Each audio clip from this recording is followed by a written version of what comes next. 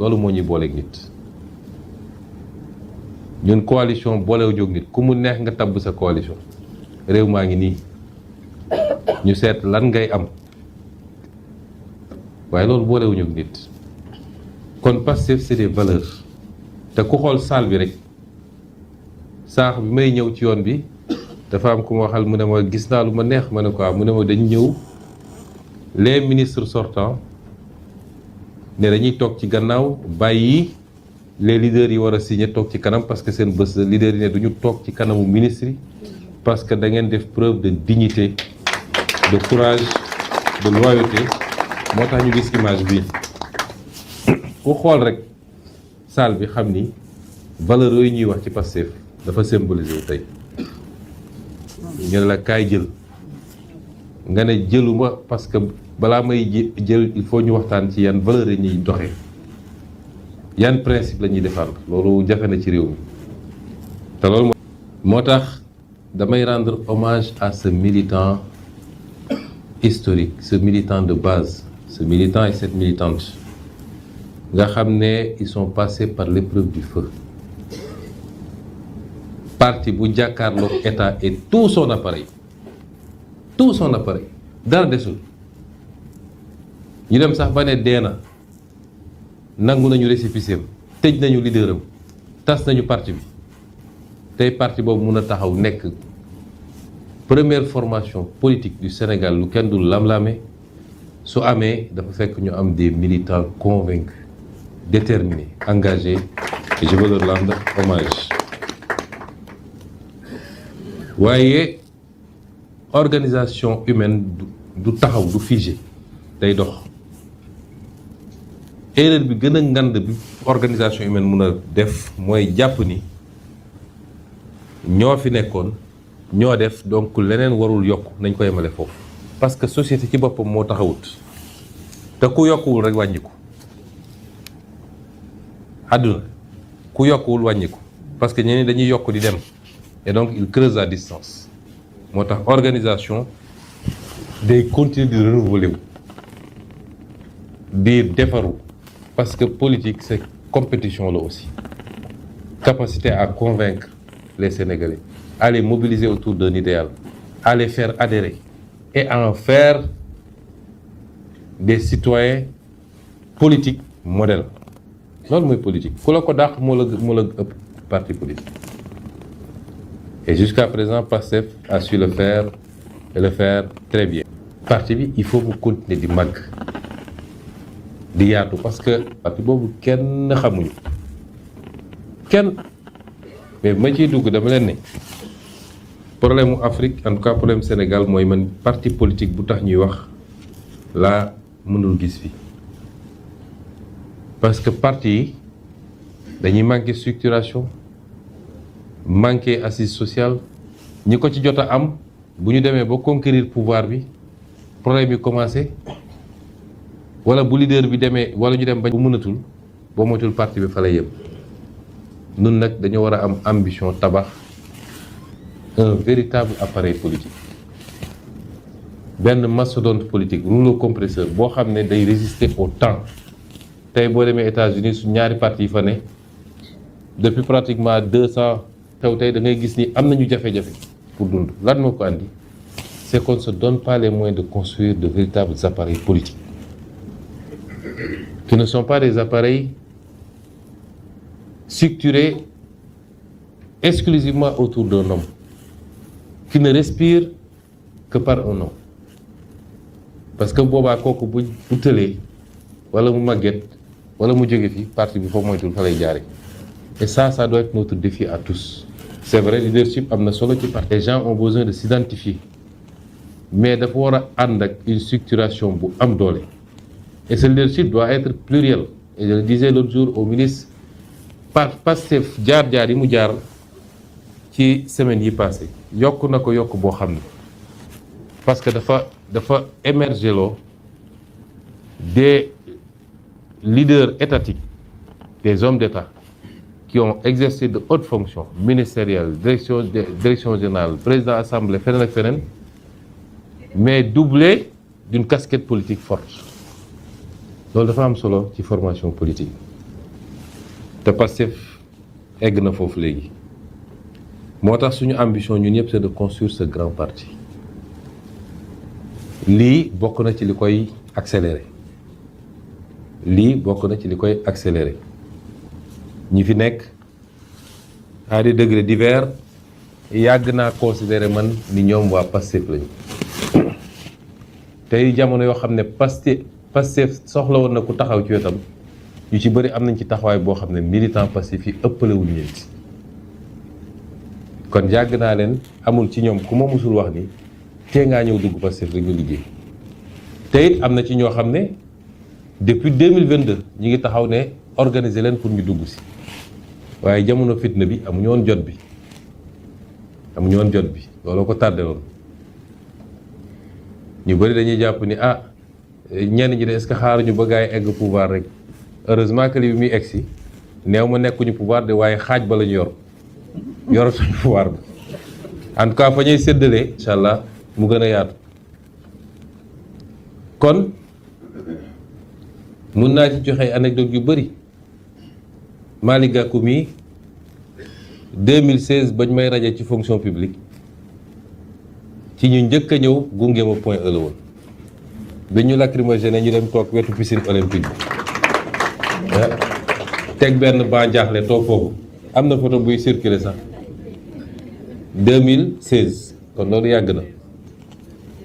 ñu ànd créer Manko Wattu Sénégal ci bureau lañ ko créé boobu ba léegi il est resté constant ma seedeel ko fii soxna Aïda Mbodj jarul may wax ndax depuis assemblée nationale ba événement yi fi am mu am ci taxawaay boo xam ne dem na ba am ci ngi xamante ci radiation ba moom it bi coow li bëree mu woo ma ne ma jaaral kër ga boobu xaw ma ko sax ma dem fekk ko këram ñu toog waxtaan lu yàgg ci la ma expliqué jaar-jaaram moom en tant que fonctionnaire ndax moom it sànni nañ ko fi ci àll bi daw na dem di jaay café États-Unis lu ne def na ko fi donet sa doon jaay kon bëri na fii ñu ma mën a citer comme exemple ñoo xam ne yàgg na ñoom Dame Mbodj moom yàgg naa ko wax 2021 laa ko seeti ne ko saa yu bàyyi si mouvement yi ñëwal nga dugg ñu liggéey kenn ku fi nekk rek ci ñi fi nekk mun naa ko si citer ci taxawaayam ci ay jamono yoo xam ne jamono yu jafe la woon kon da ngeen yegg si seen kër rek muy parti bu yaatu ay fàtteel na ko léegi mooy xool bureau politique bi yenn saa yi ma xool cëri ni ñu ko séddalee ak ni ñu responsabiliser nit ñi Pastef dafa di parti boo xam ne li muy soxla rek mooy jiital l'objectif ci suñu ànd ak nit ñi kon mu des léegi ni ñuy doxalee loolu yépp parce que le plus important c'est que la greffe prenne loolu moo am solo li ma ciy wax mooy d'abord suñuy militant ak suñuy militante wax naa ko keroog li ma leen di ñaan di leen ci ñaax tout le temps mooy ñu yaatal base bi ba sommet bi na ñëpp yaatal lu toll ni Sénégal ñëpp xaj nañ ci su dee defar ko rek moo ñu tax a jóg sans calcul ñëpp xaj nañ ci man de su ma sañoon 17 millions de Sénégalais yëpp Pastef la ñuy bokk kon ñëpp xaj nañ ci kenn ku ne fa nga ne la nga ca war a def nga def ko kon nañu yaatal parce que ñi ñuy solliciter lii lu tuuti la ci ñi bëgg a dugg tey Pastef kilifa yu bëri ay maire ay responsable de mouvement de parti fu ne moo tax léegi ñu wax ni mbir mi dynamique la à chaque fois fu ñu demee ba am lim dañuy organiser yu mel nii ñi bëgg a dugg loolu nag dàqantewul ak coalition bi nga xam ne mooy apte kenn tasul coalition ba day continuer di liggéey parce que nit mën na bëgg a ñëw ànd ak ñun te bëggul say duñ ko ne non donc coalition bi day continuer di liggéey ak mboolem seet ñi nga xam ne bëgg nañu ànd ak parti bi te pareeguñu wala yeggaleeguñu seeni consultation pour mën a def li ngeen def tey ne dañuy ñëw dugg ci biir parti mais li ëpp solo moo ko léegi mooy nañu fexe ba greffe bi jàpp loolu nag li koy andi wax naa militants yi di ma leen sant te yàgg nañ leen ko sant bu doon tey la Pastef commencé ay coalition ak ay fusion sax ñu wax mais bi Pastef di Pastef ba léegi da koo def kon saa su nekk rek nañu yaatal nit ñi nekk à l'aise ñu jublu ci liggéey bi ñaareel bi mooy ñi nga xam ne nag ñi ngi ñëw ñoom it ñu nangul ñi fi nekkoon donte nee naa ñu ci bëri ci ñoom xam naa seen taxawaay démb tey doog a ñëw militants yi ëppale wuñ leen ci li andi Pastef fii waaye toujours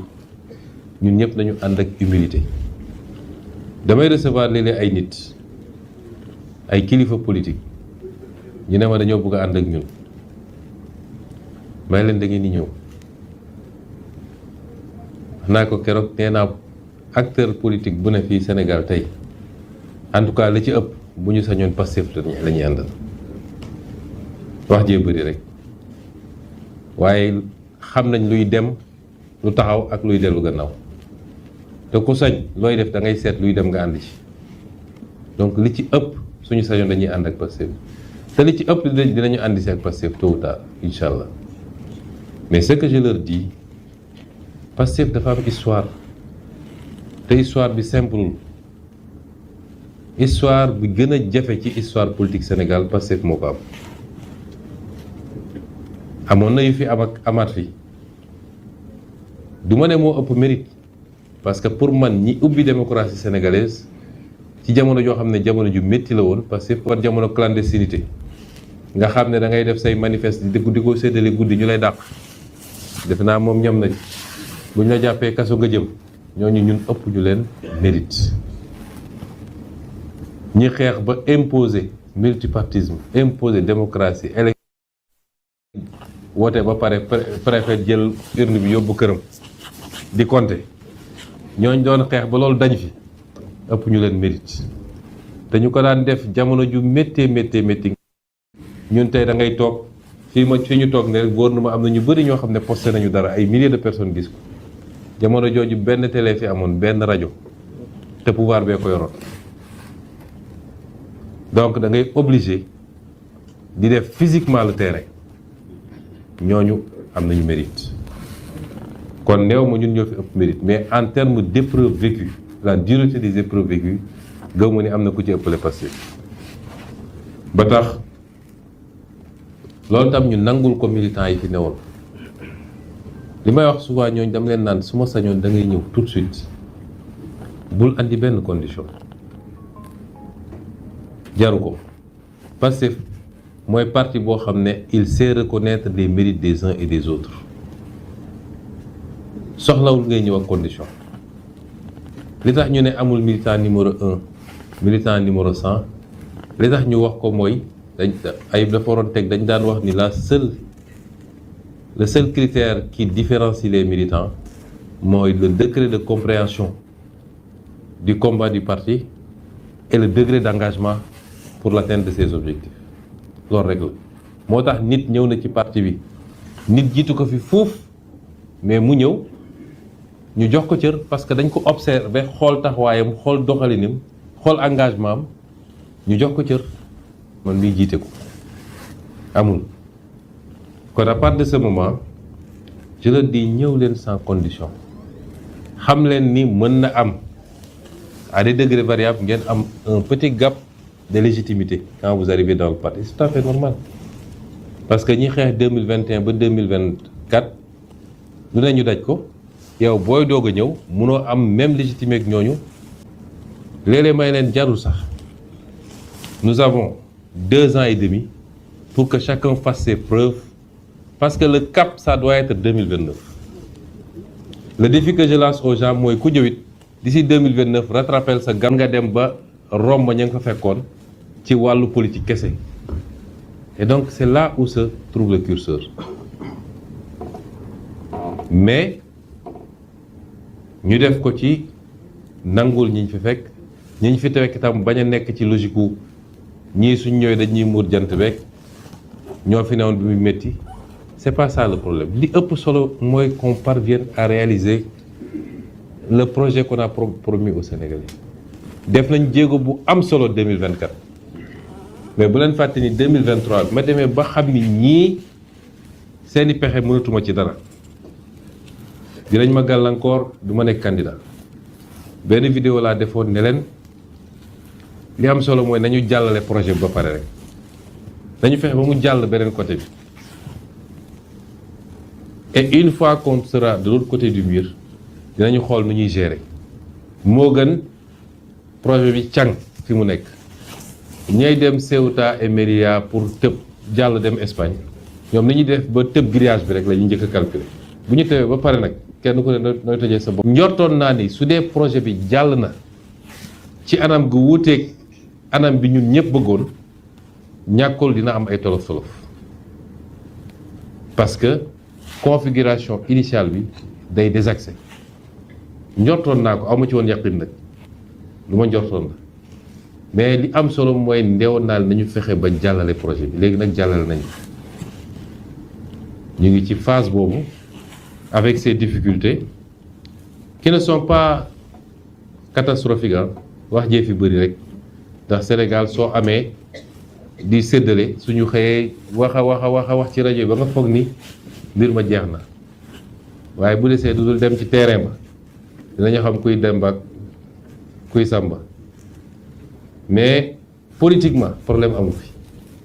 te man damay yàkkamti échéance électorale ñëwaat incha allah ci la ñuy xam ku nekk l'opposé kon loolu mooy li may ñaan les uns et les autres Pastef est déjà à mon avis ci jamono ji ñu toll le plus grand parti du Sénégal moo tax ku xëy ci politique te tuddoo Pastef ak leaderam day mel ni bés boobu am na lu manqué ci yow politiquement li ma leen wax keroog rek ma xool léegi ndax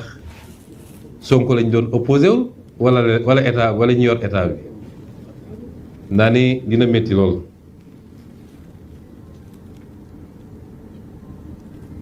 ñu continuer ci dynamique bi aussi di continuer convaincre le maximum de personnes individuellement collectivement à rejoindre le projet kon lii mooy parce que am na nouvelle bu ma teewluwul woon parce que léeg-léeg mbir yi dina bëri ba doo teewlu kenn ku bokk ci lii ñuy def nii muy honorable Maïmouna Bousso ñu yëgaloon ñi ni ndekete am na tolof tolof ci yaramam gannaaw bi mu defee accident fële ci Égypte mel ni nag affaire bi sonal na ko ñu ngi koy masawu di ko ñaan yàlla mu yokk ko shifa ba mu mën a dellu si ci anam bu gën lii tam may am mbégte ci mu ñu taxawal ko à la veille de la tenue du premier congrès extraordinaire du parti parce que nag li ma yàgg a wax Pastef dafa judd rek ndox ndax may ñu ko fu mu noyyee moo tax on n'a jamais pu faire li ñu waroon def notamment la tenue du congrès repousser lañ ko repousser saa yoo sa yaakaar ni am nga tuuti temps rek song bi commencé waat wala ñu ne élection jot na moo tax congrès bii du congrès bu ndaw congrès bu mag a mag la ndax Pastef nit ñi niñ koy suivre ci àdduna bi ba mu daj loolu moom dañ koy dellu sant yàlla rek nit ñi dinañ jógee fu ne pour ñëw fekke ci congrès bi kon suñu taxawalee lii à la veille du congrès mu mel ni congrès bi démarré na sax waaw dañ ne en prélude waaye dafa mel ni congrès bi démarré na te fusion bi moo ko démarré ni ñu ko defee nag mu am réussite bu am solo ñu ngi ñaan yàlla congrès bi yëpp ci ñaari fan yi ci des ñu am ci succès bi ni tel amuñu ci sikki sàkk sax waaye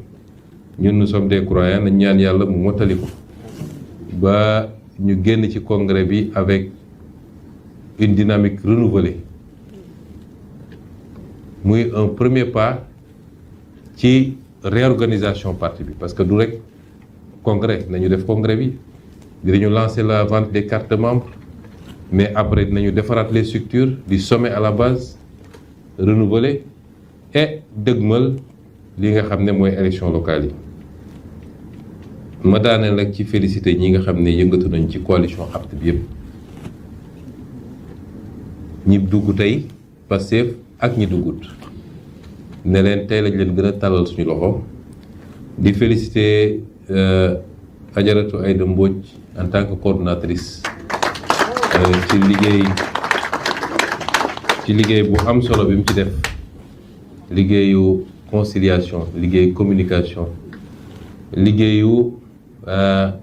yaatal mbir mi ba tey ñëpp nekk à l'aise ci coalition boobu